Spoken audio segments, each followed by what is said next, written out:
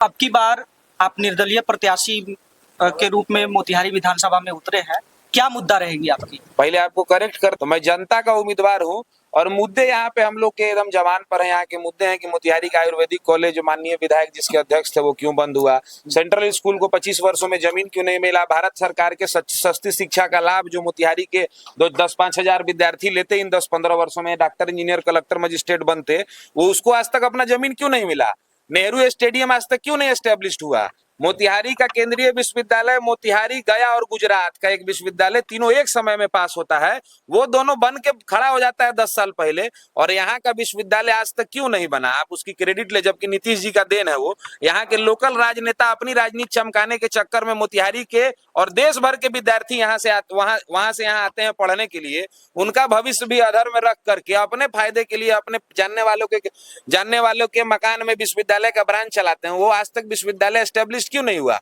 मोतिहारी के 22 पंचायत और 36 नगर निगम के वार्डों में राशन कट करके क्यों मिलता है गरीबों को? राशन क्यों काटा जाता है? मोतिहारी के ब्लॉक, अनुमंडल और अंचलों में भ्रष्टाचार क्यों है? तो मुद्दे बहुत सारे हैं मोतिहारी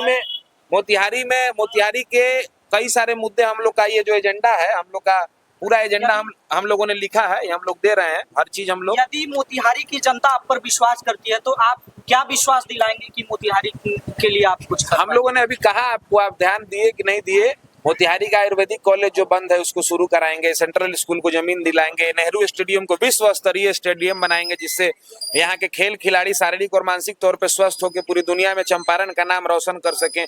सेंट्रल स्कूल को अविलंब जमीन दिला करके उसको एस्टेब्लिश कराएंगे।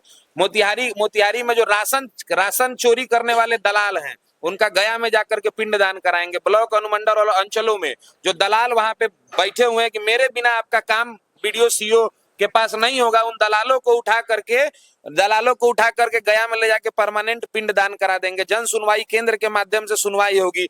मैं दिन भर भोज नहीं खाऊंगा घूम घूम करके कि मुझे भोज खाना है, भोज खिलाइए। काम करने के समय फोन करेगा जनता तो कहेंगे क्या करी, कोई सुनते नहीं खे। पटना में एम्स खुल गया, यहाँ के नेताजी कहते हैं कि चंद्रहिया से पास होगा बेतिया पटना 4 लेन, चंद्रहिया में चढ़ जाइए, 2.5 घंटा में एम्स में भर्ती हो जाइए। हवाई अड्डा इसीलिए ना हम नहीं बनवाते हैं कि पिपरा कोठी 4 लेन से चढ़िए और 10 घंटा में दिल्ली चल जाइए। यहाँ बनवाएंगे तो 2000 करोड़ रुपया भारत सरकार का बर्बाद होगा। सीधा दिल्ली जाइए, कोई भी हवाई जहाज यहाँ बनेगा तो उड़ के दिल्ली ना जाएगा, वहीं से ना कहीं जाना पड़ेगा, तो सीधा रोड से पकड़ के दिल्ली चल जाइए। संपूर्ण क्रांति जनसाधारण 100 एक्सप्रेस बकरी भैंस की तरह उसमें सवार होइए, दिल्ली जाइए, वहां से देश दुनिया में जहां जाना है वहां जाइए। आप अगर बहुत बड़े नेता हैं, कह रहे हैं कि हम दुनिया के बड़का पितामह हैं, तो कर्पूरी ठाकुर को काहे याद किया जाता है? पिछड़ों को, अति पिछड़ों को आरक्षण देने के लिए, श्री बाबू को कल कारखाना लगाने के लिए, लालू यादव को पिछड़ों के मुंह में आवाज देने के लिए, इंदिरा गांधी को पाकिस्तान को बांटने के लिए, आपको काहे के लिए याद किया जाएगा? खैनी ठोक के खिलवाने के लिए? क्या आपका है भाई? क्या किया आपने मोतिहारी में? मोतिहारी को बर्बाद करके आपने चौपट कर दिया। और मैं यही कह रहा हूं कि मुझे मोदी नीतीश से बैर नहीं और मोतिहारी को बर्बाद करने वालों की खैर नहीं। मोदी नीतीश से बैर नहीं और मोतिहारी के अंदर में जो राशन चोरी करवाते हैं उनकी खैर नहीं। मोदी नीतीश से बैर नहीं। मोतिहारी के पार्टी का अब भी सच्चा सिपाही है आप। मैं तो बोल ही रहा हूँ कि मैं मोदी और नीतीश का सच्चा सिपाही हूँ। इसमें कहीं कोई फिर भी विश्वास क्यों नहीं जताया आप? अब नहीं जताया, कोई दिक्कत नहीं, बड़े आदमी। अच्छा सुनिए एक बात, बस देखिए, एक मिनट, व्यवहारिक जीवन में जीना चाहिए। मोदी जी बहुत बड़े नेता हैं, यहाँ के कहे कि चीनी मिल का खुल जाएगा अगले बार। मोदी जी बहुत व्यस्त रहते हैं, उनको 550 सांसद के नेता है, उनको फुर्सत नहीं है। दुनिया का वर्ल्ड पॉलिटिक्स भी उनको करना है। क्या आपने यहाँ के दोनों प्रतिनिधियों को कभी देखा?